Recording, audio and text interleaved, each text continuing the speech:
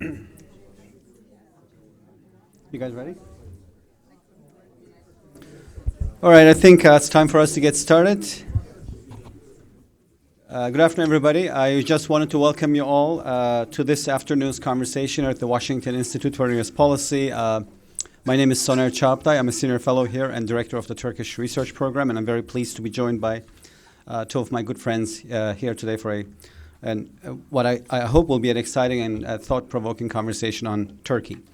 A year after the failed coup, obviously we have a number of issues to discuss: Turkish domestic politics, the growing rift between Erdogan and Gülen, domestically and internationally, deterioration of democracy and democratic rights and freedoms in Turkey since the coup, Turkey's foreign policy, its relations with the Kurds domestically and in the region, including its policy in Syria, where the U.S. relies on the YPG to fight ISIS, and Turkey has a hostile policy towards ISIS, towards YPG, to say the least. So we have a whole bunch of issues really to cover, from domestic to foreign policy to ties with the U.S. And I'm very pleased today to have two great minds on Turkey in town join me at this panel. To my immediate left is my friend and colleague Omer Taspinar. He's a professor of national security strategy at the National War College, also a adjunct professor at Johns Hopkins Science in town. Omer is most recently the author of Kurdish Nationalism and Political Islam in Turkey, Kurdish Identity and Transition. He covers all bases. Omer is a prolific writer on all issues Turkey, and I'm a great fan of his work. Next to Omer is Ambassador James Jeffrey, who is a senior fellow here at the Washington Institute for Near East Policy. Ambassador Jeffrey has an impressive career at the State Department, including various posts overseas, among which I would say his posts in Turkey and Iraq as U.S. ambassador, as well as having served as national security advisor in the George Bush administration. Really great panel. Jim is a great mind. He thinks and writes often not only on Turkey but on Iraq and grand strategy, and I have the privilege of consulting him quite often. So what I will do is, we have so much to cover. I just want to go right into the conversation. I'm going to ask you to turn your cell phones off. The event is being recorded, and we have cameras in the room. Each of us will speak just a little bit over 10 minutes, and then I'll turn the floor first to Omer. He's going to make some opening remarks. I'll come to the podium next, or actually I'll take over the speech next, and then Jim will finish up. Then I'll come back as a moderator and then start taking questions and, of course, kicking off a conversation. So thanks again for joining me, Omer, and please, the podium is yours. Thank you, Soner, and welcome to you all. Thanks for coming. What I'll try to do in my 15 minutes is, since we're approaching the first year anniversary of the failed coup on 15th of July, is to talk a little bit about the Gülen movement and the rift between the AKP and Gülen movement, because I get the sense that the basic contours of Turkish politics are well covered in Washington and by the New York Times, Washington Post. We all are quite familiar with the kind of authoritarian trend in Turkey, to a certain degree Turkish-American relations, the Kurdish problem, and the Gülen movement, with Fethullah Gülen recently giving an interview to NPR, is something that Americans are starting to learn, but it is still a quite enigmatic movement, and a Gülen who lives now in Pennsylvania, is in self-imposed exile since 1999, is still a kind of enigmatic figure for most Americans. And I'm working currently on a piece that I titled The Anatomy of the AKP-Gülen Rift.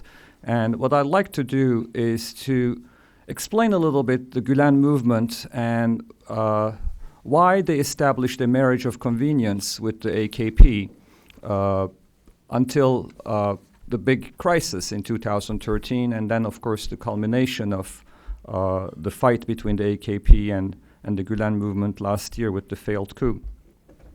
And I think this will give us an idea in terms of how this fight in Turkey, or basically the Islamic movement in Turkey, is far from being a monolith. And I don't think many people really know who was, for instance, Fethullah Gülen's main inspiration, the Nurcu movement, and Said Nursi, who basically was the Islamic scholar from Eastern Anatolia who late in the 19th century, early 20th century, basically started a work, a 6,000-page work, which was a commentary on the Quran. And Said Nursi is the intellectual godfather of the Gülen movement, and this movement is widely known in Turkey as one of the most important tarikats. Tarikat, I guess, translates into sects or brotherhood, and the main importance of Said Nursi and for Gülen movement was that Said Nursi was someone who believed in the compatibility between Islam and rationalism, Islam and science and positivism. In other words, he wanted to modernize Islam, and he wanted basically to create a new interpretation of Islam that was not very dogmatic, not very orthodox. And the whole school movement, the whole educational emphasis of the Gülen movement, that's their bread and butter. The name basically of Gülen before this whole crisis was known globally because of the schools, is based on this idea of basically spreading the message that Islam and science and positivism and education can go together. And the schools downplayed in a way the Islamic education. They were not madrasas. They excelled in time, especially in the teaching of math and science. Another major dimension of the Gülen movement was its nationalism. This was Turkish Islam at its strongest. Islam, as you may know, is not a big fan of the concept of nationalism. Islam, and Orthodox Islam, is based on the idea of the brotherhood of the Ummah. All Muslims should basically unite, and nations are seen kinds of tribes that have divided the caliphate. So ideally, the ideals of political Islam, especially of Islamists like Sayyid Qutb or Hassan al-Banna, the founder of the Muslim Brotherhood, is based on the idea of uniting all Muslims and perceiving nationalism as a problem for Islam. And this golden age of Islam during the Caliphate, the Abbasid, and later the Amevi, and then the Umayyad, and then the Abbasid Caliphate, is based on the unity of all Muslims. So there's a kind of nostalgic idealization of this golden age. And I would argue that the Gülen movement is an exception to that, takes exception to this idea, because Gülen himself and Said Nursi himself too were very much in peace with the idea of the Turkish state. Under Nursi it was first the Ottoman state, but with Gülen, of course, it's the Turkish state, and the idea of Turkish nationalism. So this is basically a nationalist kind of Islam, a very patriotic kind of Islam that they believe in. Now let's contrast this with the AKP. The AKP, and I will oversimplify things a little bit here, it's a kind of caricature that I'm drawing, but I'll be happy to go more in detail in the Q&A if you have questions. The AKP comes from a tradition that can be described as the Muslim Brotherhood tradition. The predecessor of the AKP, the Welfare Party, was pretty much in line with the scholars of the Egyptian Muslim Brotherhood. In fact, when I did some research in Cairo and asked who they consider, when I asked the Muslim Brotherhood types who they consider really their counterparts in Turkey, they said Erbakan. Erbakan is really a brother. And Erbakan, in that sense, represents in Turkey a different type of Islam compared to Gülen. He always represented a different kind of Islam, and that Islam was more in line with Arab Islam, with classical political Islam, with the notion of the brotherhood. He was more inclined to talk about the Islamic civilization, not the Turkish civilization. He was not really interested in Central Asia, the way, for instance, the Gülen movement was really interested in Central Asia and spreading this kind of Turkic brotherhood notion, the Turkic patriotism notion. And of course, the Muslim Brotherhood was also a political movement, and so was the Welfare Party.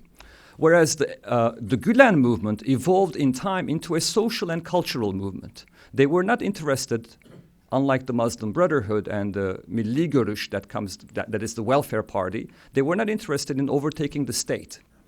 They were interested in winning hearts and minds, winning society, winning civil society, winning over basically through education, through the media, newspapers, magazines, through capitalism, through entrepreneurial spirit, And there are interesting parallels with the kind of Protestant ethic here and the rise of capitalism in Europe, the kind of Weberian thesis, and the idea that basically these guys are also very much in line with this kind of entrepreneurial capitalism dynamism, and they are in favor of basically Muslims making money, Muslims paying taxes, contributing to educational, philanthropic organizations. They believe in the ideals of Islam, but they believe that Islam should basically not come to power through a revolution, through overtaking the state, but if you transform Muslims, you will also transform the state.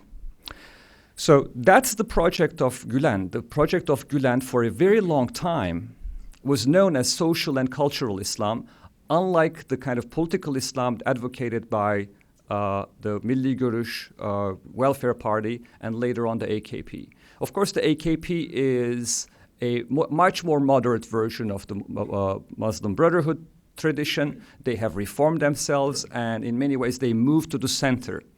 But as late as in the 1990s, the Welfare Party was perceived as political Islam, and in many ways the Gülen movement was perceived as more of a social type of Islam.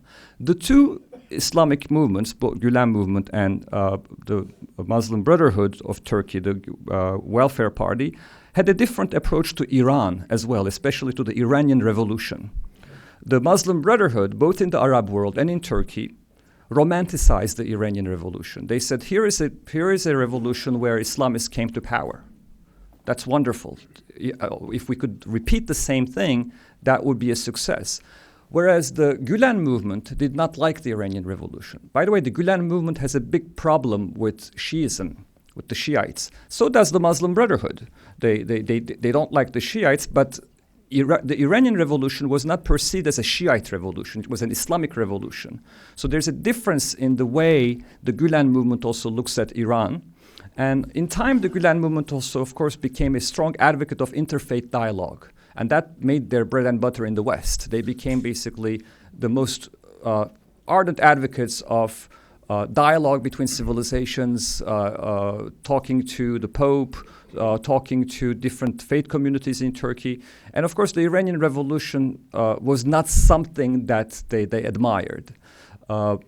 They also had a very nationalist approach to the Kurdish question, the Gülenists. The Gülenists believed in assimilationist nationalism.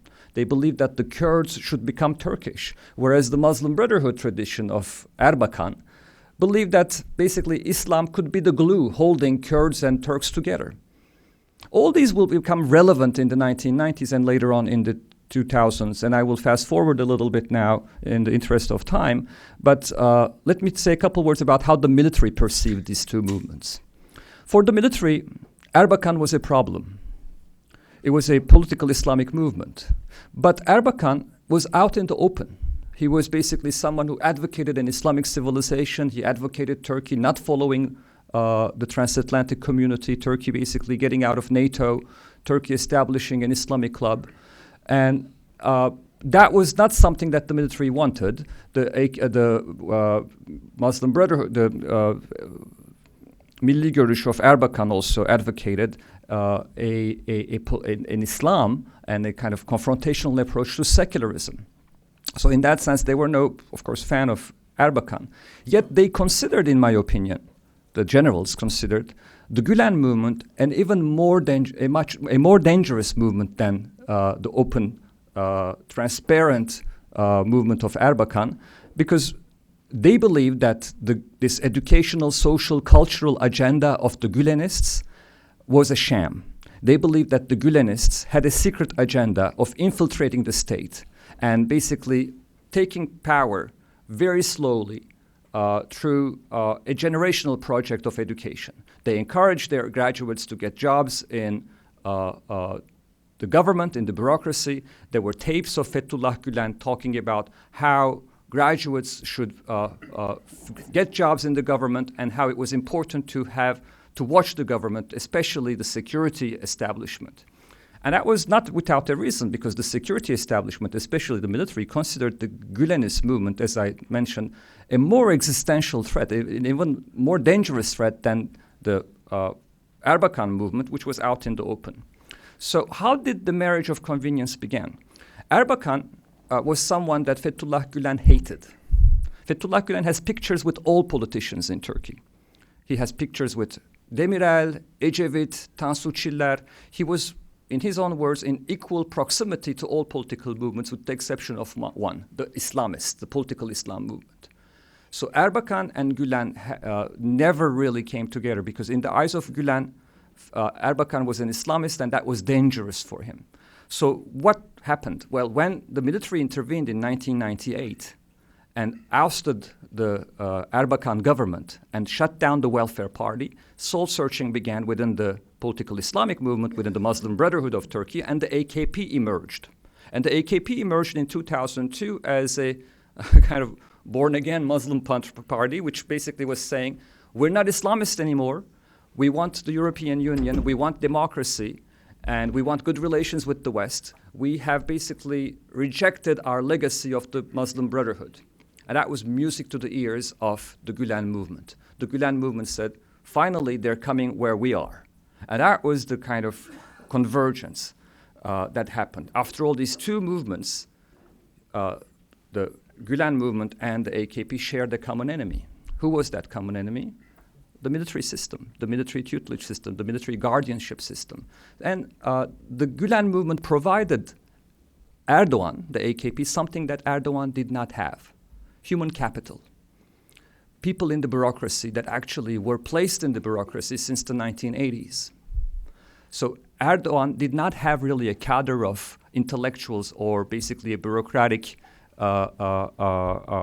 brain force behind him, because they did not invest in education the way Gülenists did. The Gülenists started to invest in education since the 70s, and they had already a lot of people in the government.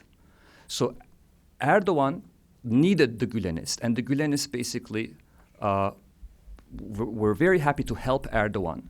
And their common enemy from 2003 to 2013, I would say 12, until the rift started to begin, was the military system, the generals. And it's a terrible thing in politics to lose your common enemy. Once the generals were emasculated, once the military system was basically sidelined through the Ergenekon and Balyoz investigations, which turned out to be very problematic. I think they started in a legitimate way to basically go after coup plotters in the army, but it turned into a major witch hunt. And this is very important. It turned into a witch hunt with basically fabricated documents, tempered with documents, and the Gülenist judges, the Gülenist media, the Gülenist security intelligence forces were really behind this Ergenekon movement, and they basically went after not just the coup plotters, not that there's the bad apples within the army, but they went after all opponents of the AKP, all opponents of Islam in Turkey. That's the time when secularist journalists, secularist activists were jailed. And this is the reason why the intelligentsia of Turkey, especially the secularist, liberal, democratic, pro-Western intelligentsia of Turkey, has only crocodile tears for Gülenists, because they basically saying, this is what they deserve. They went after people during the Ergenekon Balyoz cases the way the AKP is going after them now, and it's payback time for them. So there is no sense of empathy for what is going on to the Gülenists. But long story short, and I will conclude, the military was sidelined by 2012, and the AKP got the sense that they finally are able to establish hegemony, and the only force that they could not fully control in Turkey was the Gülenists. They believed that the Gülenists were kind of an autonomous entity within their coalition, and that they were taking orders from Pennsylvania, that Fethullah Gülen was getting stronger and stronger. And most importantly, the Gülenists, after having emasculated, sidelined the generals, they decided to go after the intelligence force of Turkey, the Central Intelligence, MIT. And they basically wanted to probe, they subpoenaed Hakan Fidan.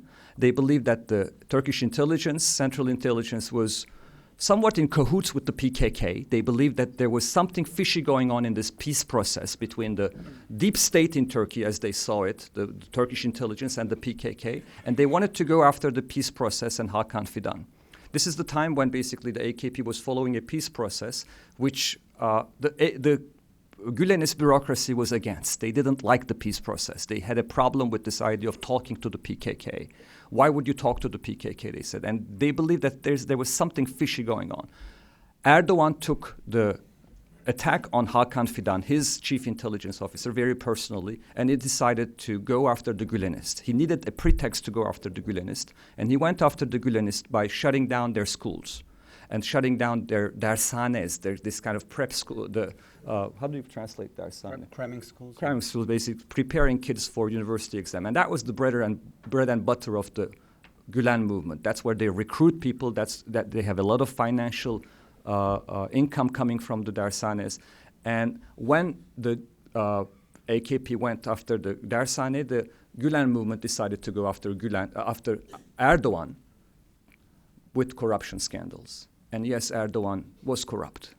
Erdogan, there is a systemic corruption in Turkey, systemic clientelism. So they had files on Erdogan. They went after Erdogan in a rather clumsy way. This is the famous 25th December 2013 event when basically the whole country learned about the corruption.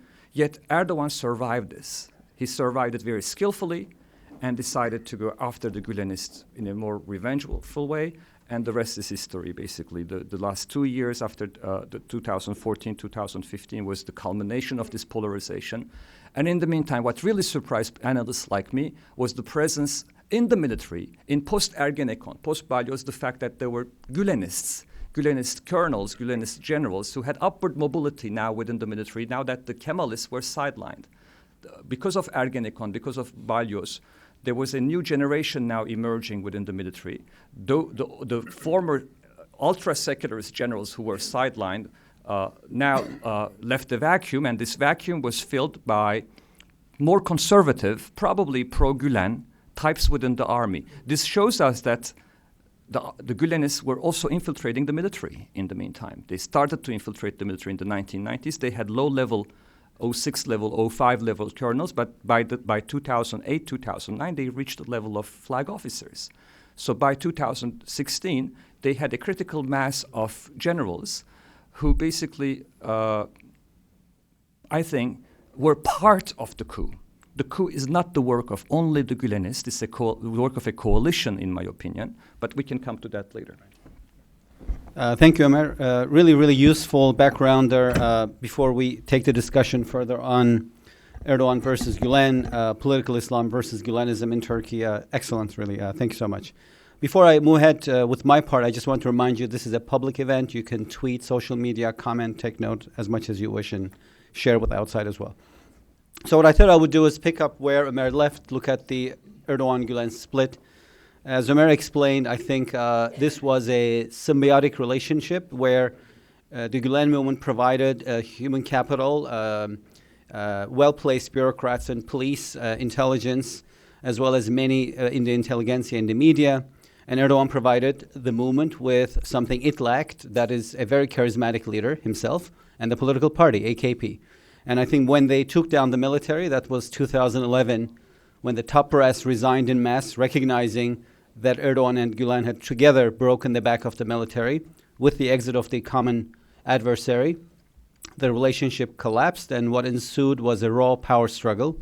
Each wanted Turkey for themselves, and then basically I think after that Turkey entered into a political civil war that is still being fought between Erdogan and Gülenists, and the sad part of it is the other Turks have to watch this war or sometimes get caught in its crossfire.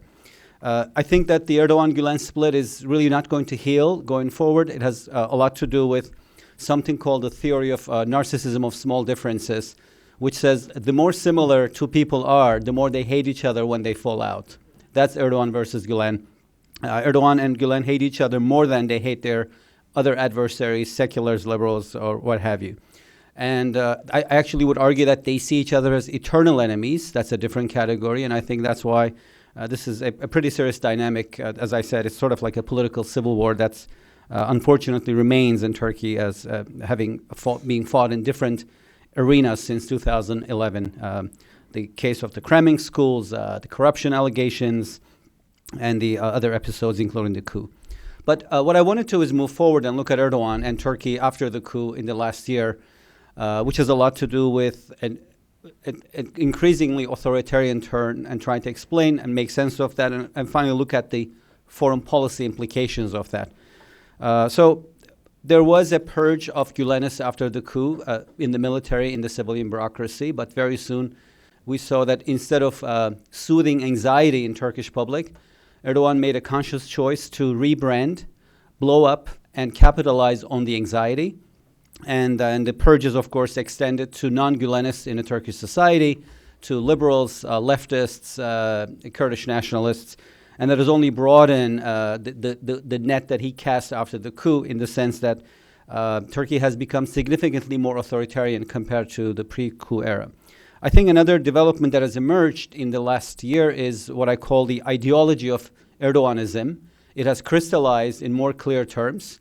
The way I describe Erdoganism is the following. It basically suggests that the rise of the Turkish nation, Erdogan wants to make Turkey great again, and the restoration of the dignity of the Muslim community, the Ummah, both hinge on Erdogan's rise as a political leader. So he's pivotal to both of these trajectories, which also means that if you don't support Erdogan, you're not a good Turk or a good Muslim, and therefore you could easily be proxies for outsiders, usually Westerners. So the tripods of Erdoganism are anti-Westernism, political Islam, Islamism, and Turkish nationalism. These are not unusual trends in Turkish politics. They've existed for a long time. Maybe the alignment of the three under Erdogan's personality is unique, but what is really new, I think, in this alignment of political Islam, Turkish nationalism, anti-Westernism is a fourth element of Erdoganism, which is authoritarianism, which suggests that because Erdogan can deliver greatness to Turks and Muslims, of course, you shouldn't be standing in his way. If you oppose him, you could be considered proxies for outsiders, and therefore you deserve to be prosecuted and persecuted. So authoritarianism is part of this trajectory that I think feeds into this idea that only Erdogan can deliver greatness. And I think there are two takes on this sort of authoritarianism that has grown in the last year increasingly, that existed but really blown up in the last year since the coup. I'll offer you both. Happy to come back to them in the Q&A and also hear your views. The first is, I think it's the first reason of the authoritarian turn increasingly since the coup is explaining the authoritarian turn is I think Erdogan's own power consolidation trajectory since he became prime minister in 2003. He's demonized, crackdown, and brutalized demographics that are not likely to vote for him, starting with secularists in the last decade, and then a list that went on to include liberals, social democrats, leftists, Alevis, who are liberal Muslims, finally Kurdish nationalists. When you add them up, you get nearly half of Turkey, as we saw in the referendum, maybe over half of Turkey, if it is true that indeed that the referendum outcome was rigged. Let's say it was 49%. That was the outcome of the referendum that voted against him. Erdogan's challenge is that although he has built a right-wing conservative Islamist base that bands around him, also because he has delivered economic growth, phenomenal growth, at least in the last decade, his challenge is that he also now has a very large growing bloc that challenges him, and he thinks that he can keep it in check, under check, only by growing and turning more authoritarian. So that's one reason I think he will become more authoritarian going forward, because he fades a tide of growing opposition groups that are demographically about to become a majority, if they're not at majority yet. My other take on his authoritarian, trajectory has a lot to do with his biography, something that I look at in my book. I brought you a copy so I could show it to you. It's called The New Sultan, Erdogan and the Crisis of Modern Turkey. It just came out recently, and it's something I was able to really drill into in my book. The New Sultan, look at his upbringing in what used to be a secularist society, and how that shaped Erdogan's political personality. He was born in 1954 to a poor working-class family in Istanbul's gritty Kasımpaşa neighborhood. Kasımpaşa is where the dockyards are, right along the Golden Horn. At that time, the Golden Horn was a polluted waterway that was overflowing with sewage. Erdogan grew up in that neighborhood. He grew up in a secular society in which his family, a very conservative, pious family, was basically treated as second-class citizens because this was a secular society in which expressions of piety were to be relegated to the private sphere, and people like Erdogan were given short shrift. He went to school in publicly funded education system. He went to a religious school called Imam Hatip, which again was given second-class treatment. He was told in school that after graduation he would only qualify to wash the body of the dead, a job that's traditionally reserved for the clergy in Islam. He joined political parties after that, including various political Islamist movements. 3 parties he joined were shut down by the country's secularist courts in decisions upheld and backed by the military and the business community and the media. So when he came to power, finally, as a result of a perfect storm of collapse of traditional parties and the economy and his rebranding of the Islamist movement as a reformed centrist movement, when he finally came to power in 2003, became prime minister, for 49 years he had been treated as a second-class citizen in a society. And I think although he has since become arguably the most powerful Turkish politician ever since Turkey became a multi-party democracy in 1950, he became president in 2014. He just won a referendum to become president and prime minister simultaneously. He's now executive-style president, also head of ruling party. I argue in the New Sultan that while he's at his strongest as a politician, Erdogan still feels weak as a citizen, meaning he feels that the moment he lets down, he can be pushed back to the other side of the tracks, which I think is part of the reason why his authoritarianism is built into his political trajectory. So it suggests to me that this is these are some of the trends that were there, as Omer discussed in the last decade, cracking down on secularists and others, but that the coup has eliminated the gradualist in Erdogan, the ever-gradualist, and we're kind of seeing the emergence of a new political personality. And the ideology that's shaping around him, Erdoganism, of course, has a significant component of authoritarianism, which is needed because that's the only way Turks can become great again and the dignity of Muslims can be restored, as well as providing Erdogan a central role in that narrative. What does that mean for Turkey? Just concluding, for the half of Turkey that loves him, this is great. For the half of Turkey that loathes him, and there's almost nobody in the middle, this is unacceptable. And I think that is the challenge for Turkey, that going forward, if Turkey faces even more authoritarianism, some people argue that he's even taking steps as we move forward that he could take steps in democracy. An indicator in this regard was his recent statement that the state of emergency put in place after the coup would be extended until there's peace and welfare in Turkey. How do you define peace and welfare? What's the metric of that, right? So it's almost open-ended. And so if that indeed becomes the case, that you have permanent state of emergency, for the half of the country that adores him and worships him, there's nothing wrong with that because they live in a democracy. But for the other half, that of course that opposes him, that becomes increasingly unacceptable. And I think the problem with Erdoganism is that when the 50% of Turkey that opposes him thinks that they can no more oppose him democratically, then there's potential for violent radicalization, and I'm deeply worried about that. We're not there yet. I hope we don't get there. And I think it's in Erdogan's interest, therefore, to not end democracy, because he'll face definitely a constituency that will give up on democracy at that stage. And that constituency is not shrinking, it is growing.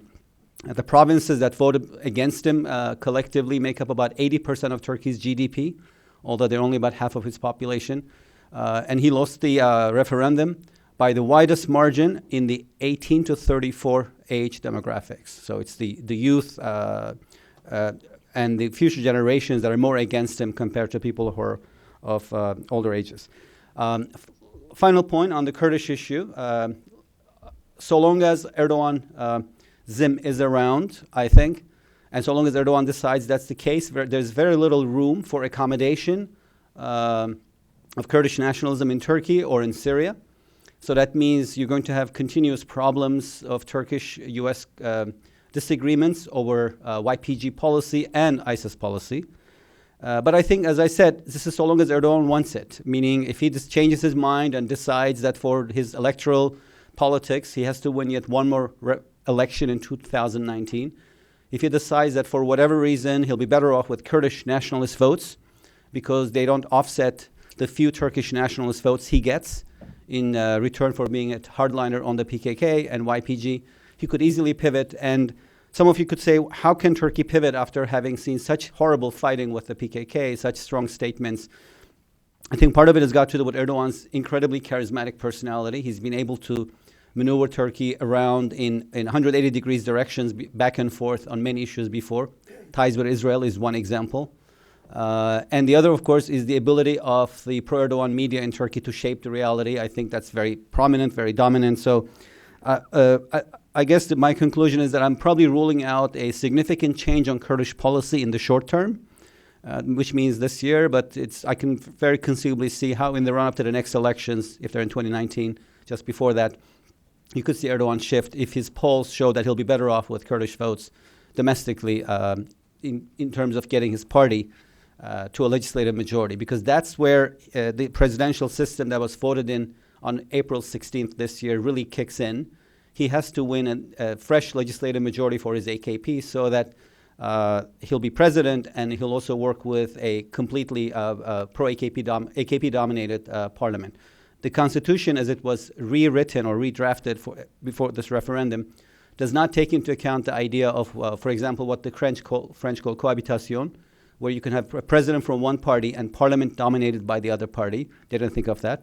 So he needs to have an AKP-dominated parliament. And I think a lot of Kurdish politics hinges on that goal and how he thinks he'll get there. So I'm going to stop here. I hope this is a nice pivot for Jim to take on, to look at U.S. policy a little bit and also develop some of our ideas further. Jim. Okay. Thank you, Soner. Omer, all of you here today, thanks for coming. And let me talk a little bit about the foreign policy aspects of this. Let's go back a little bit before the coup, and what was the state of U.S.-Turkish relations? Typically not so good. And in that period from 2015 to 2016, that can be summed up in one word, the South, or two words. That is, to Turkey's south, primarily in Syria, there was a superficial alignment of U.S. and Turkish interests, but in fact, on the ground, they differed at almost every level. Turkey faced three threats from the south.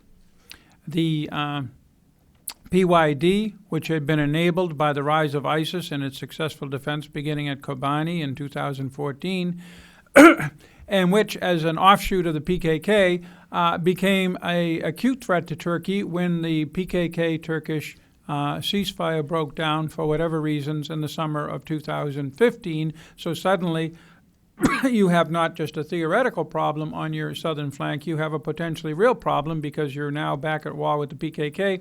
The PYD is essentially a political manifestation of the PKK among Syrian Kurds, and they all suddenly have much of the border with Turkey, and they have an ally in the United States. Secondly, Daesh, or ISIS, the enemy of both the U.S. and Turkey, but the United States, as of November 2015, suddenly really took Daesh seriously. There are many reasons for that, from the president's reaction to Paris, to his reaction to San Bernardino, to perhaps his fear that this could fuel opposition to the Clinton candidacy by being soft on terror. And that seeped down in the bureaucracy, where they became a single-minded focus on fighting Daesh, in part fueled by both the president's new interest in it after a year and a half of not worrying too much about it, combined with the under no conditions can we lose anybody or send any combat troops in. So it was a tough position to be in, and we needed everybody to do exactly what we wanted them to do, typical American foreign policy position. And the Turks weren't giving the same priority to Daesh. While they weren't directly supporting Daesh, the Turks were supporting groups that at times, if not with Daesh, formed alliances with al-Nusra, the al-Qaeda front, and the Turks basically, as part of their overthrow Assad policy, kept the border pretty open. And I had discussions with people who haven't spent as much time on the ground in the Middle East as I have, who were saying, well, why didn't the Turks just shut the border to the Daesh militants, i.e. and let all of the other militants in? Well, unfortunately, Daesh doesn't, and the other groups don't give out ID cards. They don't cut their hair differently. They don't speak differently. You can't tell one guy going on a jihad against Assad in Syria from another. So, and if you try to start cutting them all off, you're going to cut the supply of money, weapons, and people to the groups you do want to support. So there was that problem, although it got better. And finally, there was the issue of Assad. Turks, the Assad, and certainly reinforced as of the fall of 2015 by Russia and Iran as another serious threat. In principle, the Obama administration recognized that and was on board for the Assad can't stay policy. But in fact, there was a huge difference in enthusiasm between Washington and Ankara, and that disappointed Turkey. So the South is a mess. Well, into this, but things are even worse because the U.S.-Turkish relationship is a problematic one. Now, that's not a surprise. I think it was, I forget which Russian writer, Tolstoy or Chekhov, said, all happy marriages are basically the same. All unhappy marriages are unique. Well, all bilateral relationships are unhappy marriages, and thus they all are unhappy in unique ways. The American-Turkish marriage or relationship is a particularly acute, unhappy relationship. Now, before I get into the details of that, I have to say it's also vital. Now, you hear this all the time. It rolls off our lips as diplomats. Oh, this is an important relationship. I'm sure my former colleague, whoever he or she is in Sri Lanka, says all of the time, our relationship with Sri Lanka is a critical strategic plus for the United States. And I'm sure holding their noses while hoping India doesn't listen, the Sri Lankans say something the same. But in fact, between Turkey and the U.S., it really is a critical relationship. But to put it in a different perspective, this is the first time I've ever used that and I've been rolling off critical and important for 30 years now. We could not have won the Cold War had Turkey gone under or even been neutral. It's that simple. And Turkey could not have remained a sovereign independent state had we not supported it beginning in the 1940s. And in the post-Cold War mess, where short of Colombia, North Korea, and the South China Sea, almost all of our conflicts, you pick one, Georgia, Ukraine, Crimea, Bosnia, Kosovo, Iran nukes, Syria, Gaza, they all involved Turkey. And we could not have done the things we did if Turkey were uncooperative or opposed to us. It's that simple. And to the extent we kept the region stable, and I would argue we fell down on that job a lot in the last, to some degree, 16 years, it's to the benefit of Turkey. And part of the problem with us in Turkey is that they don't feel we lived up to our set of the bargain. But beyond that, the reason that despite the crucial importance and what we've done for each other, the relationship has its unhappy elements is first, we talk past each other. The Turks have a very traditional 19th century view of foreign policy as great powers, and it's very realpolitik. And while the United States hypocritically acts that way, we talk and we believe, and to some degree, very large degree correctly, that we are advancing universal values in the good of all. And for the Turks, this sounds cynical and is a way for us to get whatever we want, because then we wrap ourselves in universal values and say if they have to go along. And, we treat all of our allies this way. The Turks aren't singled out, but they have a particularly strong reaction to it. The other problem is that if you're an American diplomat and you're on the Turkey account, your life is a hell. Because the list of enemies of Turkey in Washington is very, very long, and it never goes away. There is the Armenian lobby. There is the Greek lobby. We worked very assiduously in the 1980s to improve Israeli Turkish relations, and so for a while we had a countervailing Israeli lobby, on the side of Turkey. And what does Erdogan go and do? He breaks off at least ambassadorial relations with Turkey, with Israel after the Mavi Marmara, thus giving another, putting them from the friends to enemies. There are the neocons who have a particular dislike of Erdogan. There are the human rights people who always go after Turkey, regardless of who's in charge, because there's always a laundry list of things that Turkey is not doing in the democracy, rule of law, media protections realm. So you're constantly having to defend Turkey, which means you have to oversell it. You have to oversell it every year when the Armenian genocide resolution comes up. So you have to oversell Turkey as the best ally that we've ever had, we've ever seen. And then Turkey, blip, does something that makes everybody in Washington say, wait, we spend so much time and effort with this country, and look what they do. They don't appreciate us. Well, meanwhile, back in Ankara, they don't think we appreciate them. So into this bubbling, boiling cauldron of poisonous but critically important, venomous relations falls like a big rock splash, the coup. And Washington freezes. And Turks don't understand why Washington freezes. I understand it very well. I was peripherally involved in the decision-making, to the extent you could call it decision-making. And the problem is most things Washington knows about in advance, a good example being the Egyptian coup, because it was signaled in all kinds of obvious ways. This one came right out of the blue. When things come out of the blue, it's very hard for Washington to react, no matter how basic. And the Turks feel hurt that we didn't immediately roar out and embrace democracy and condemn, this Gulenist movement. But I'm not so surprised. As things were bubbling in 1989 in Europe, the new American Secretary of Defense, Dick Cheney, was asked, what about German reunification as a possibility now on the horizon because of everything that's happening? And rather than say the obvious, because it was not only U.S. policy since Potsdam in 1945, but it was a pillar of our entire NATO policy. Of course, we are great supporters of German reunification. Cheney hesitated and said, let me get back to you. Now, that obviously upset the Germans, but that's how, as a senior American official, you're trained to be that way, because we're not the Swedes. I hope there's no Swedes I'm hurting them.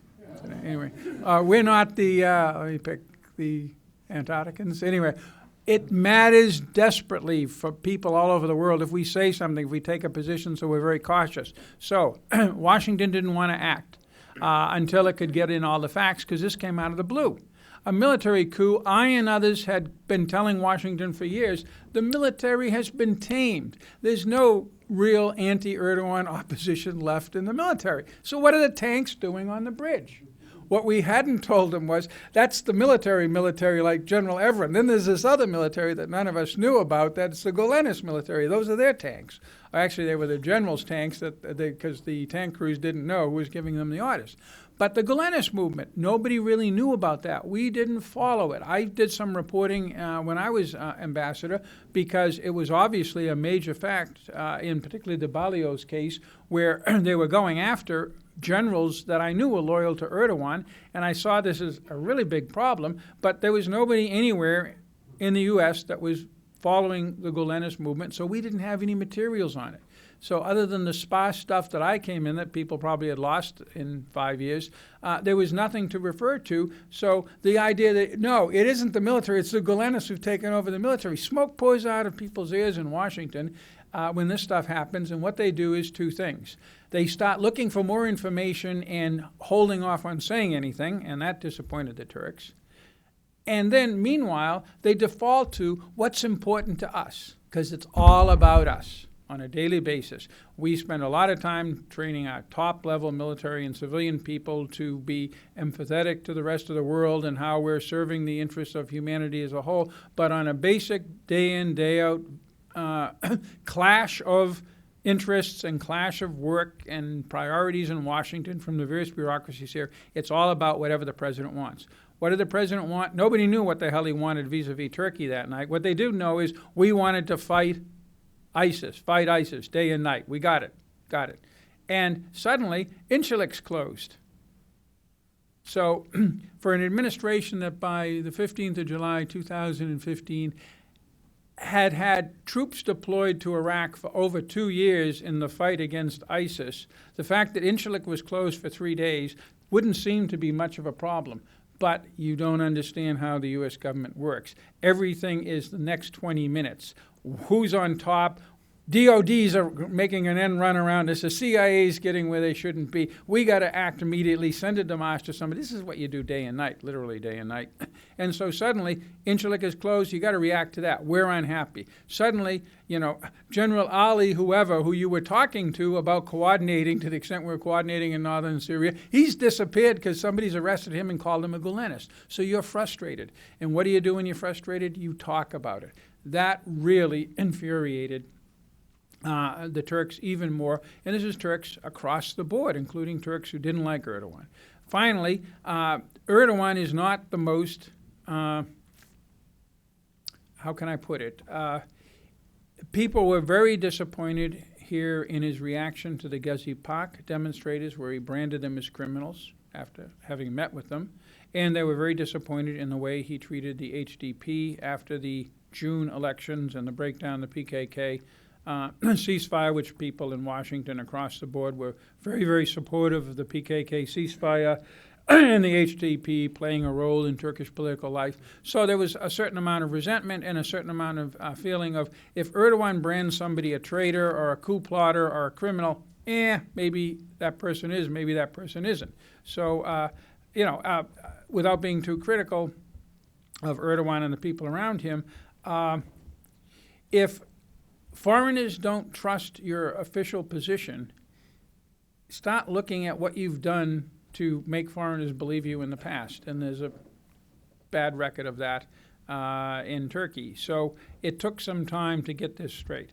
Just as that was resolved, you have the huge problem of the extradition of Fethullah Gulen. This is now made more complicated because it came up in Mr. Flynn's many activities with many countries, and this will further complicate an already complicated extradition request that is slowly working its way through the bureaucracy and causing more problems because many Turks feel that the United States could do more or possibly knew about what he was doing, because we know about everything. We put a man on the moon, right? So, of course, we knew what Fethullah Gulen was doing. So, why didn't we stop him, and so forth. That said, the Trump administration, after all of what I've just laid out, the Trump administration has a way forward because we really do need each other.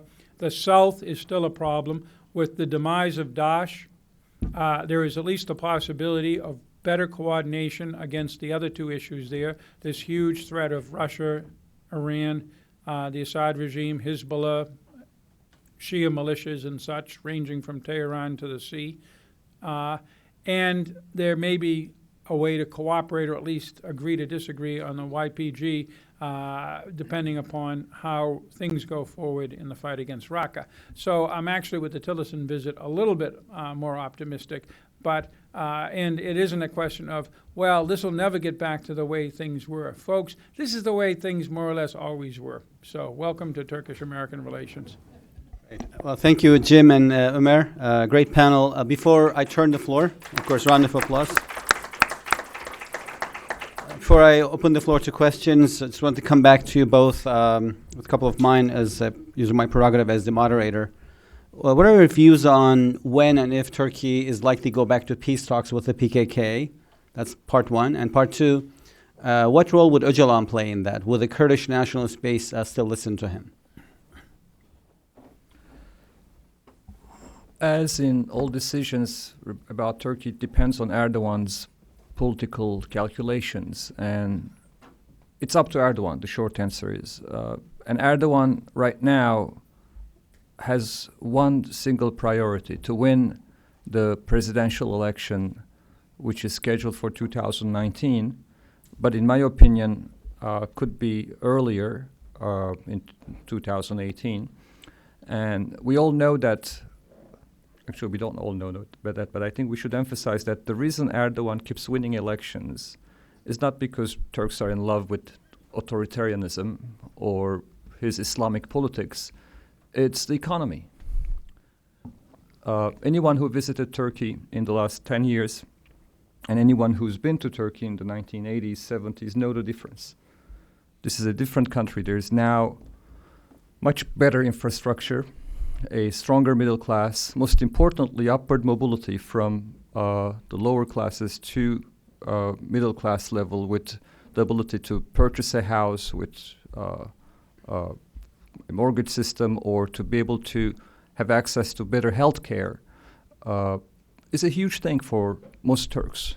And Erdogan, through political stability and through some respectable growth and social economic services at the local level especially, has established this brand of efficiency, effective governance. He delivers. He may be corrupt, but Turks have seen corrupt systems where there was no delivery.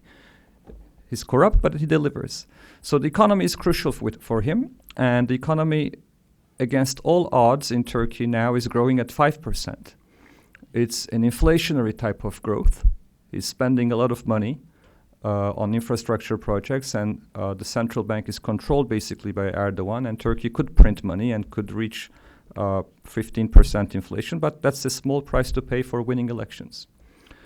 But if the economy is number one, number two for him is to consolidate his nationalist base. And I think the real story of Turkey in the last couple of years is the rise of nationalism.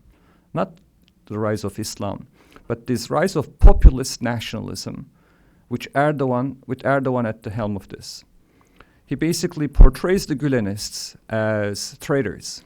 He portrays the PKK as traitors. He portrays anyone who opposes him as traitors, not just traitors to the cause of the caliphate, the Islam, etc., because he doesn't talk about the caliphate. He doesn't talk about Islam that much. What he talks about is Turkish national interest, Turkish nationalism, Turkish patriotism. And to answer your question, any move with the PKK, any talks with the PKK before 2019, before the presidential election, would be premature for him. It would be premature, and it would come into conflict with his coalition with the MHP, which is the nationalist party, a kind of proto-fascist party, and their only agenda is to oppose peace talks with the Kurds. And Erdogan has established this coalition with the MHP, with the nationalists. He has established a coalition with the military, what remains of the military, and this is a very nationalist, Kemalist institution. And secularism is no longer a big tug of war between the military and Erdogan, because they agree on one thing: nationalism. They agree on the need to confront the Kurds in Syria, to confront the Kurds in Turkey. The only good Kurds are the Barzani Kurds, the KRG in Erbil, and that remains to be seen whether it will continue to be the good Kurds, because they're determined to have a referendum on independence, and Kirkuk is the big issue there. But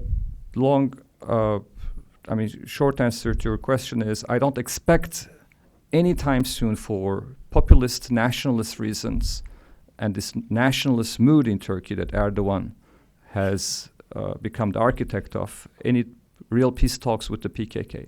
Abdullah Öcalan is subservient to Erdogan, in my opinion. Abdullah Öcalan is in jail, and he would love to become a politician. He would love to become the Nelson Mandela of Turkey and get out of jail and become basically win the Nobel Peace Prize with a peace process with Turkey, representing the Kurds. Erdogan knows this. My fear is that Abdullah Öcalan's brand and popularity is losing probably its power in the Kurdish street, because he's willing to compromise, because he's probably willing to be subservient to the Turkish national interest, which is Erdogan's national interest right now. So the Kurdish movement, I think, is splintering, and Abdullah Öcalan may still have some power, but his power is dependent on his ability to speak his mind, to represent Kurdish interests, and right now he's isolated. I don't think he has the same kind of charismatic power and hegemony over the Kurdish movement that he enjoyed maybe 5-6 years ago. Jim? Essentially, you took all of my points from me, Omer, but particularly the MHP alliance seems to be so important to him when you look at the election statistics and the fact that Erdogan's party several times on its own has come down close to 40%, June 2015 and arguably in the constitutional referendum. So he's got to be real careful on that. In terms of outreach to the Kurds, as Omer made clear, unlike all Turkish leaders before him, there isn't an ideological opposition to the Kurds per se coming from Erbakan, the idea that we're all one community of Muslims. And Erdogan, in the past, his party, the AKP, has done well among more conservative Kurds in those areas, typically finishing second in most but not all elections to the HDP or its predecessors.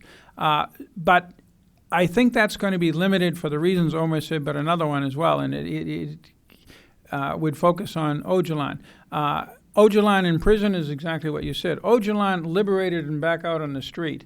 I think he would have a lot of clout, and he would be almost necessarily back as the leader of a Kurdish, potentially pan-Kurdish movement.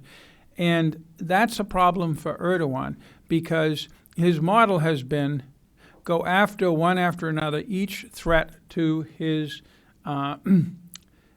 total control over the Turkish body public, the military, the bureaucracy, the Kemalist elite, the judiciary, the big business holdings, the Gulanis.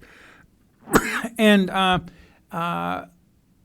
you really can't deal with the Kurds in any kind of negotiated, let's split the difference kind of way without recognizing that you're sharing a degree of power with them. And I don't see him at this point feeling he has to do this. So totally apart from the political reasons, and I think that that's a shame because there are big things happening to the south of Turkey, and the Kurds are going to play a big role in all of these things, and they're not necessarily the biggest threat to him. That threat comes from Iran, Russia, Assad, and they could be potential allies. Whether he's going to see that or not, I don't know. So, I've already spoken a bit in my conversation about potential of for peace talks with PKK, but I just wanted to weigh in on the Öcalan issue. And I got one more question for you guys before I turn to the floor. I would argue, actually, I have a slightly different view than Omer's, that Öcalan still is a pretty significant and charismatic figure in the Kurdish nationalist movement. I think he'll be tested when he speaks up, and I think because Erdogan has strategically kept him incommunicado, Öcalan can always say, well, you know, I couldn't speak, I was a prisoner, and now I can speak, and I'm telling you to lay down your weapons and come to peace talks with Erdogan because here's the deal that I have for you.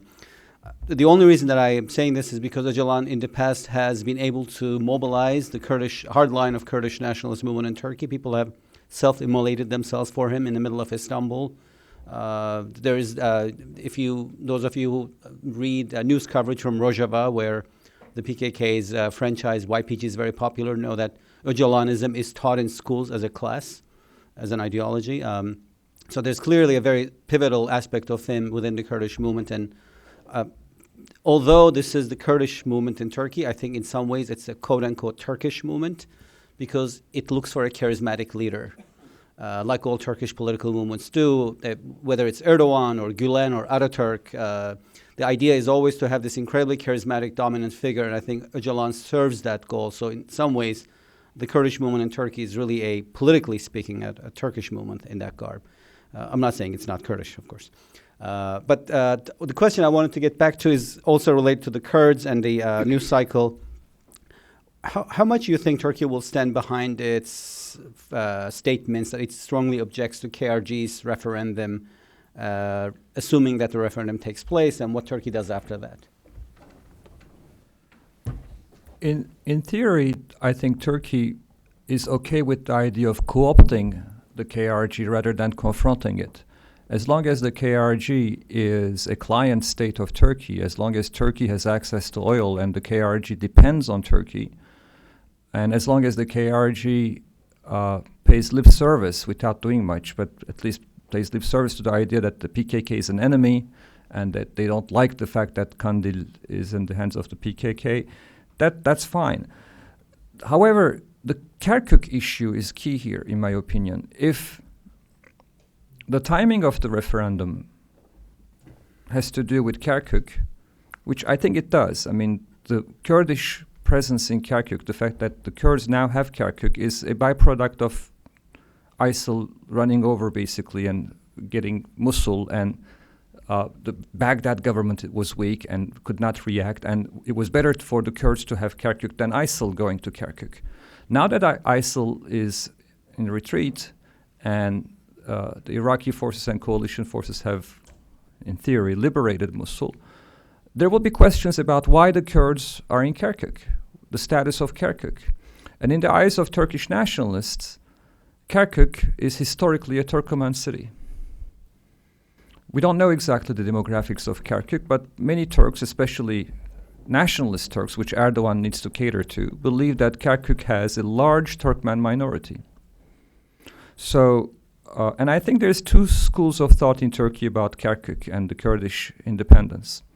I think Turkey could digest Kurdish independence better without Kirkuk for a group of people who say Kirkuk should not be their capital. Kirkuk should be out there, should be a special status.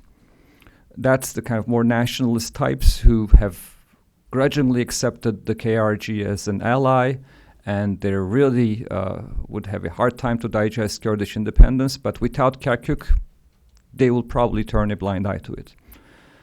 There's another group which says, wait a minute, if Kirkuk is not part of the new KRG and Kurdish independent state, it will be in the hands of the Shiites, the Baghdad. And why not basically allow the Kurds have Kirkuk? This way we have leverage over them because the Turkmens will be there. This will be a more multicultural, multi-ethnic Kurdistan. And we could be basically the ones who put pressure on the KRG, and Kirkuk has oil. We would have access to that as well. So let's favor that. So this is a more pragmatic group, I think, within the foreign ministry bureaucrats. Some more liberal inclined bureaucrats are arguing this.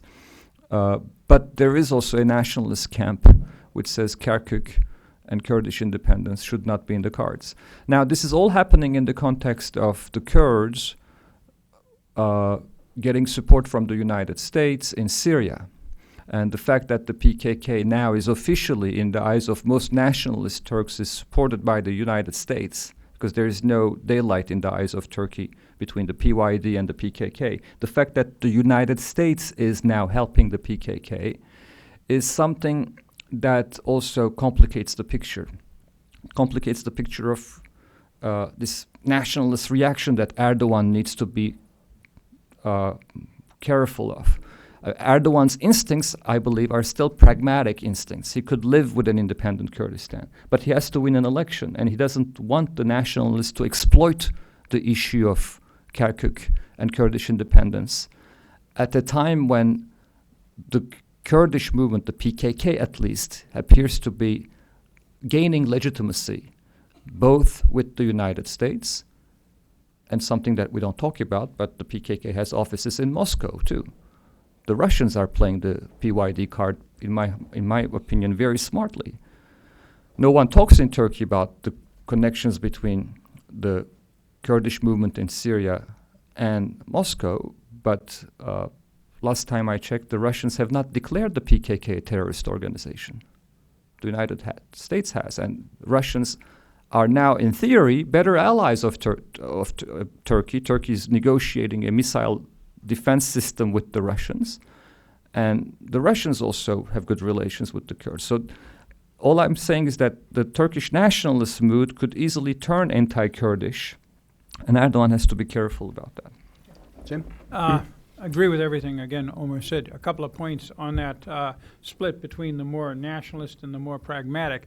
First of all, among the nationalists, of course, are the MHP, and the MHP, its leader Bahçeli, reacted very angrily to when Barzani came to Ankara flying the KRG flag, which is a legitimate flag. And that's the kind of problem that Erdogan would have doing this. I wouldn't rule it out, though. Under certain circumstances. Here's the problem for Turkey. A clean break, which would have been possible with the borders before ISIS came in, would have been possible because then Turkey could have had its cake and eaten it too. It could have had this relationship, which has very important energy components, with northern Iraq, while maintaining a reasonable relationship with Iraq. The rest of Iraq is hugely important. Look at the trade routes to the Gulf. Assuming Syria is going to be a mess at worst and no friend of Turkey at best, the best way to get things, and I remember the trade columns day and night running through Turkey in the 1980s to Iraq and then further to south. Iraq is important as a transportation link. It also will be exporting up to 5 to 7 million barrels of oil in a few years. That's 2/3 of Saudi Arabia. That's an awful lot of money. That's a hell of a lot more important to the Turks, who are the major, if you will, exporter of normal things to Iraq in the region, other than Iran. Nobody else can really compete with them. So there's a tremendous market in the rest of Iraq. You lose all of that if this is an unhappy, violent split. And it's very, very difficult for me, having worked for years with the people in Baghdad, to believe that they would give up all of these areas without a fight, because many of them are majority Arab, and I don't see them going along. I don't think their political leaders would go along. And thus, Turkey would be faced with a threefold problem. First of all, it wouldn't have this economic and transport relationship with the Golden Calf, the state of Iraq, awash in oil and gas. Secondly, it would have yet another conflict on the southern flank with people shooting at each other and Turkey getting drawn in, as it always does. Show me a conflict to its south it doesn't get drawn into. And thirdly, a very interesting thing, the KRG is only sustainable economically, and much of Turkey's interest in it is based upon hydrocarbons out of there. Baghdad, while it has acted a few times, more or less pro forma, has never really launched an international campaign against the export of oil and, in the future, gas from the KRG. It could do so. And its efforts to do so, which were limited, including a ship to Texas, they were pretty successful. So that's something that Turkey has to worry about as well, because then, and to the extent that the international community will swing behind the state of Iraq, and the international community will, they're going to have problems with the hydrocarbons, which again are crucial to it. So I think all of those are factors for raising a big fat question mark about this referendum. Thank you, Jim. Agree with both, and I'm going to turn to the floor for questions now. So the way it works is the mic will come to you, wait for that, and then do identify yourself and your institution. I have icon here in the front. Mic to the front. Thank you. And then I'm going to see in the order that I see you, so I'm seeing Rafi next. Aykan Erdemir, Foundation for Defense of Democracies. I have a question to Ambassador Jeffrey. Ambassador Jeffrey, thank you for overselling Turkey. My question is, why is Ankara underselling Turkey? Meaning, why does Ankara have a negative learning curve when it comes to public diplomacy, lobbying, and strategic communications in Ankara? For example, you were just speaking earlier today at a Turkish Heritage Organization panel, and one of the speakers there basically insinuated that two DC think tanks were behind the coup, American Enterprise Institute and the FDD. And then he alluded to 8 DC analysts, which we could tell were, John Hanna, Gönül Toll, among others, Michael Rubin, for what he called influence operation, laying the groundwork for the coup. And then he asked the DC, he said, U.S. should not be swayed by lobbies such as Israel, UAE, and Saudi Arabia. Now, my question is, why would Turkey present its worst face at an event where it can actually convey a very legitimate message through legitimate speakers and legitimate content instead of this kind of self-defeating black propaganda? Yeah, I've been wondering this for 35 years, and I think that the 35 years are important because this is not an Erdogan trait. The only guy who broke the code was Turgut Özal. We had all kinds of problems with Ecevit. When Dick Cheney showed up in Ankara to talk about a northern front against Saddam in 2002, Ecevit said basically, over my dead body. He didn't even sugarcoat it. Erdogan actually was much more forthcoming. He didn't deliver the vote in the end, but in a way he wound up even worse because there was a real disappointment and the troops had already been prepared to go. But we had a lot of complicated problems over the years that flow from, I think, the Turks see us as realpolitik players, but we don't play by the rules. Now, Putin plays by the rules. While at the end of the day, Turkey, including Erdogan's Turkey, is much closer to us and to the West, and should be, given its interests, than it is to Russia. You notice how uncritical, and they seem to get things right with Russia. The reason is they understand Russia. They understand that Putin is playing a duplicitous double game, and what he says has nothing to do with what he means or what he thinks or what he's going to do, and that they can do the same thing. The Russians don't get upset at him for doing this, and the thing goes on. You have a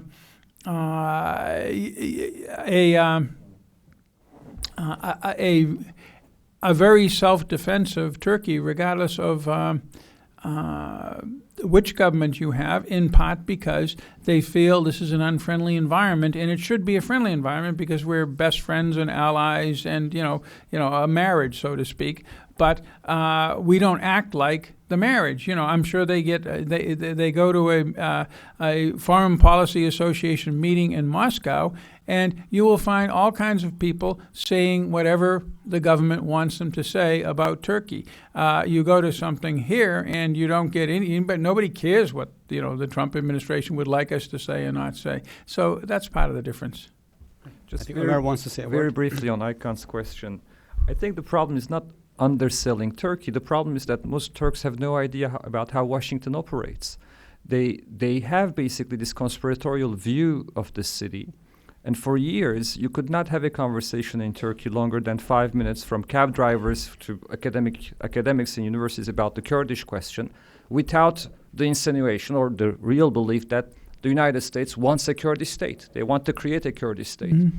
And now those conspiracy theories, unfortunately, with the United States arming the PYD, has turned into a kind of self-fulfilling prophecy. Everyone says, we told you so. Everyone believed that Fethullah Gülen was somehow the CIA's man in Turkey. Many secularists believe that Tayyip Erdogan is basically America's man, because that's the answer of moderate Islam that the United States wanted to promote against the Wahhabis. These kind of conspiracy theories are a product of the Middle East. It's a product of colonialism. It's a product of not feeling empowered. It's the reality we face in the Middle East. And imperialism was real. And I have to say, Americans who basically shrug off and say, if only we were that smart, these Middle Easterners are crazy, they should remember what happened in 1953 with Mossadegh. And that was a real one. There was a time in the Cold War when the United States actually, through covert operations, played a dirty game.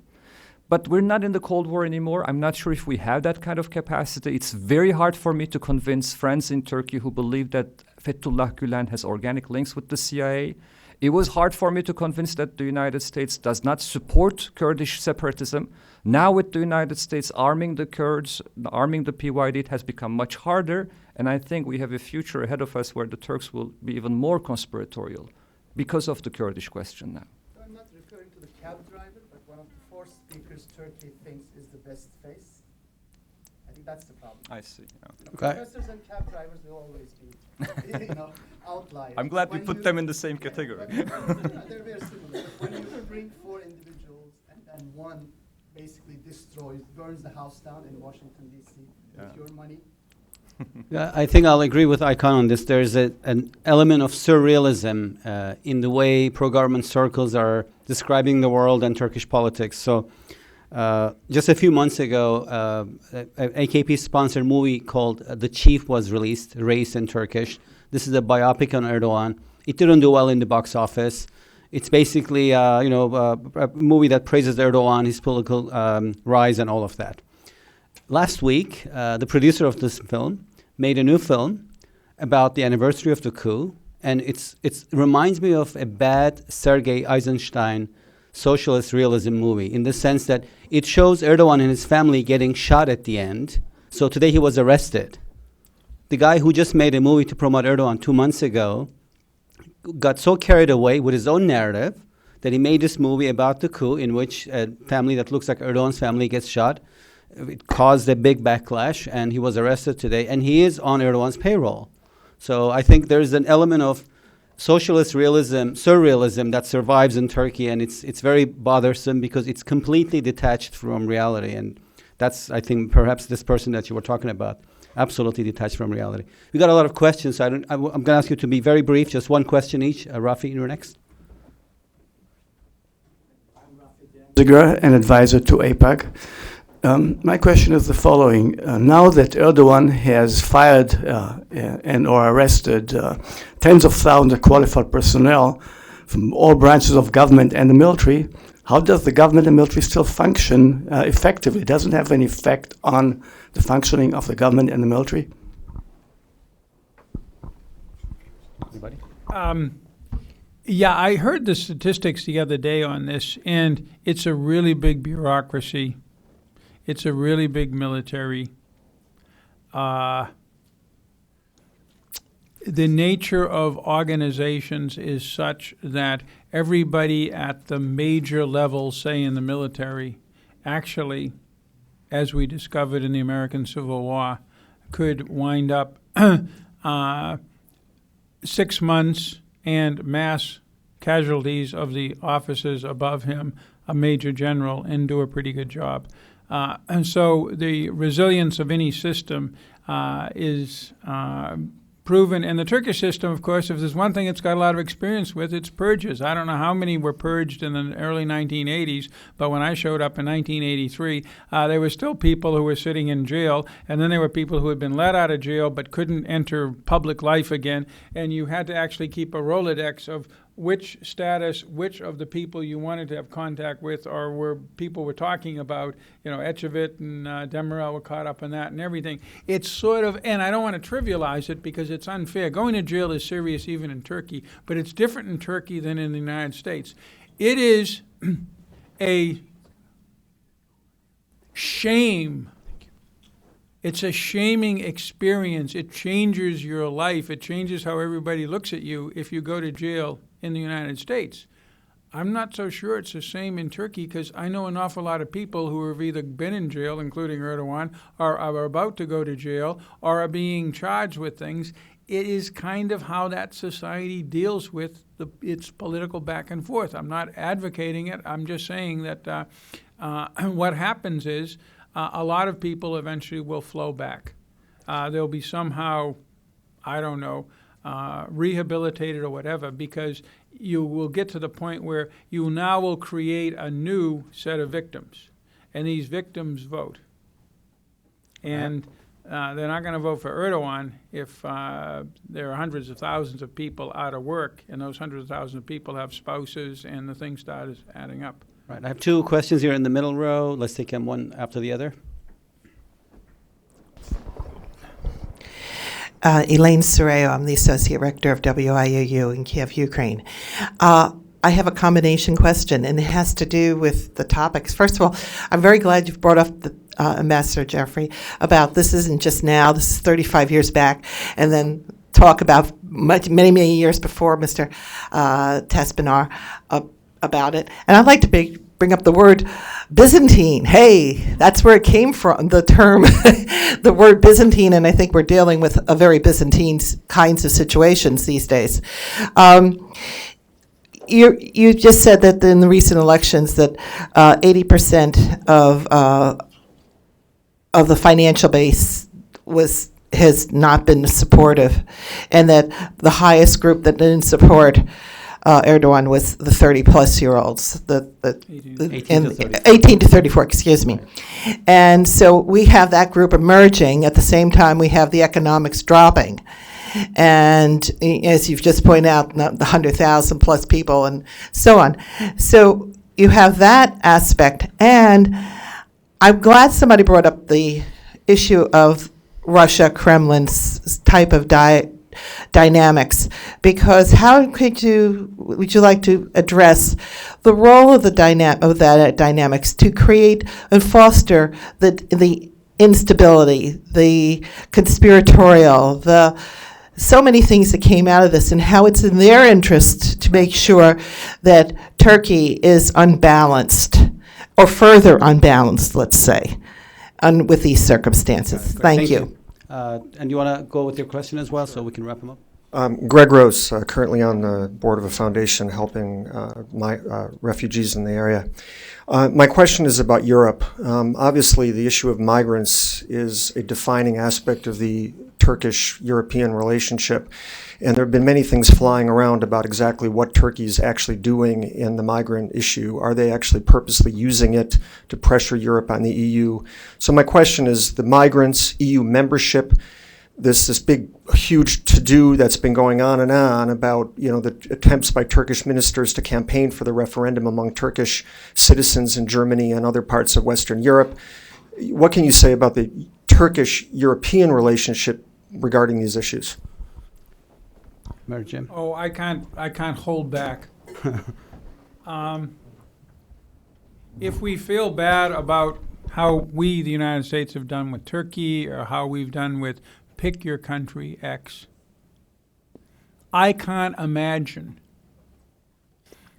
a more incompetent, borderline evil, stupid, self-defeating story than how the EU has treated Turkey. It is awful. We gave them 3 jobs when they said after Maastricht, we want to be a world power kind of like you. Okay, Russia, the Middle East, and Turkey.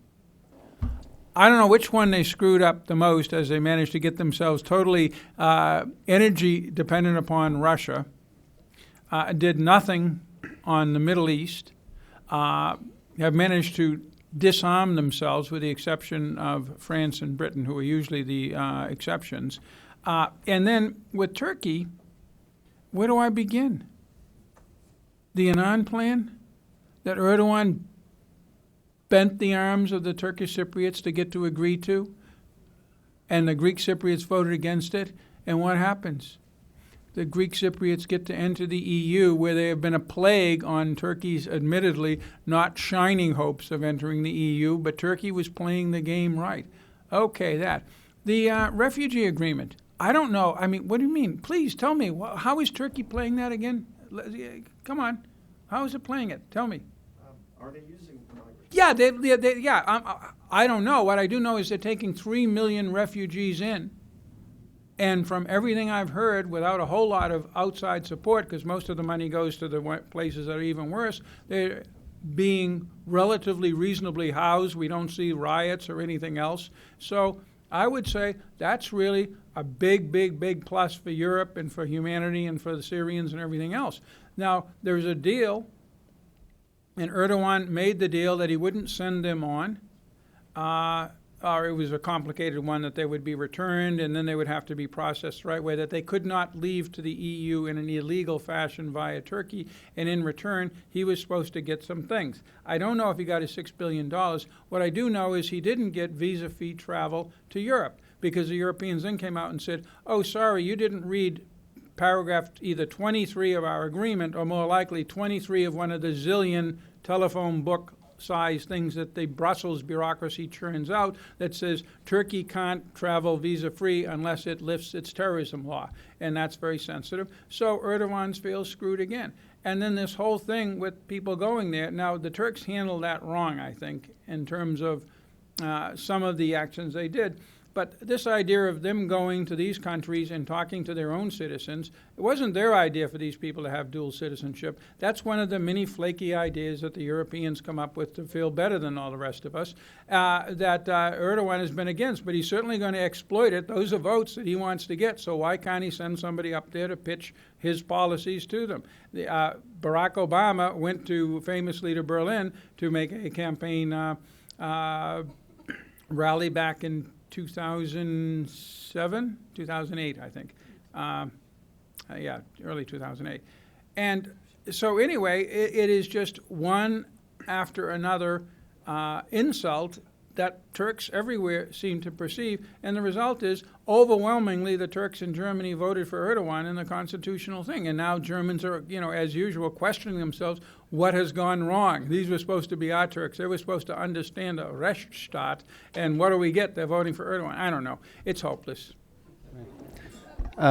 Just to move on, quickly on Russia, very quickly because we're running out of time. I think Russia has been playing an insidious role in Turkish politics. While Putin has restored ties with Erdogan, he's also supporting Erdogan's opposition. In the run-up to the referendum, a friend of mine, Nazra Kolu at the Atlantic Council, had some research, fantastic, which show that of the foreign media outlets in Turkey that broadcast in Turkish, Sputnik Turkish put out 3 times more anti-Erdogan content about the referendum than Al Jazeera Turkish, BBC Turkish, Voice of America Turkish, and Deutsche Welle Turkish put together. 3 times more than the 4 outlets put together, and it was completely against the referendum. So I think Putin's game is to make sure that there's always a tilting force against him, so he can always be checked. They don't want him to be ousted necessarily, but always checked and always on his toes. And so while playing friends, of course, he's also undermining Erdogan. Quickly, final question. Make it a quick one and a good one by the window. No pressure. Dave Arrett, I work on the Joint Staff Turkey portfolio. I would like to ask about PYD influence in northern Syria for whichever panelist would like to answer, and specifically about the how Turkey will perceive the possibility of PYD influence in Raqqa in comparison with Manbij. Will they be as concerned, more concerned, or less concerned if it turns out that PYD influence is roughly equivalent in Raqqa versus Manbij? Well, the PYD controls Manbij, despite the fact that the U.S. government said that the PYD would leave. Actually, it was the then Vice President of the United States. You're going to have a real big problem with this because, first of all, these are not Kurdish areas. These are Arab areas, and the Turks spent 6 centuries as the sovereign over these areas. They tend to know it pretty well. They don't know it as well as they think they know it. I saw this in Iraq, but they certainly know it better than we know it, I'll tell you that. And they have long-term connections with various tribes and various families and other things all through that area. What they'll do about it, I don't know. The problem is if we want to the biggest issue in American-Turkish relations is not Gulen, I think. It's what we're going to do with the Iranian, Syrian, Russian threat to the south. Where the YPG plays into that, I have no idea, but that will be one factor that the Turks will look at. What is the YPG's role, the PYD's role, vis-a-vis Iran and Assad? What is its role vis-a-vis the United States? But here's the thing. If the United States has any role, my answer back to the Joint Staff is, why do you care after ISIS is dead? That's Joe Votel's mission. He's out of there, right? Okay. If he's out of there, then what happens to the PYD and YPG? I'm sorry, it's like the Montagnards. I hate to be cynical, but I go back that far. But I don't think we're really going to be out of there, and I don't think the Turks think we're going to be out of there, and I don't think we're going to be out of there either. So the question is, what are we going to be doing in there? The Turks' answer is, you're creating a Kurdish state because you really want to overthrow Turkey and create a Kurdish superpower in the Middle East that's beholden to you. But leave that to one side. They say that. I don't even think they believe it. But what they do need to know is, if we're going to be in there, if we're still going to be supporting the PYD, and McGurk has talked about that, some people in CENTCOM have, the question is, for what purpose? If the purpose is to serve as a buffer against Iran, that's one purpose. That's something that you can talk to the Turks about. If it's to prevent a reoccurrence of ISIS, I don't think the Turks are going to go along with that. But the main problem is they see the main problem, not the only problem, until they believe that the United States sees the PYD as an offshoot of the PKK, they don't trust you. Because they know this. Most of us who aren't in the U.S. government know this.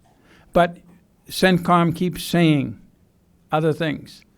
Ash Carter got it right in testimony a year ago, but they keep hearing from the U.S. military that, well, no, they're actually different. They see the U.S. military, I think this has stopped, pushing out YPG propaganda sheets on the CENTCOM website, and they say, this just feeds every conspiracy theory they've ever had. This is being handled really, really badly, and it's not necessary. CENTCOM should not be looking at political movements and deciding what other political movements they're part of. If anybody's going to do it and we don't do it well, it should be the State Department. All right. Good question, Dave. Good answer, Jim. We're unfortunately out of time. A great conversation. But I want to obviously conclude with apologies to the Swedes, Sri Lankans, and Europeans. All great places. So thanks to the panel. Say anything objectionable, you can apologize. And whoever else we have offended. Thanks, everybody, for coming. A round of applause. Yeah. That was great.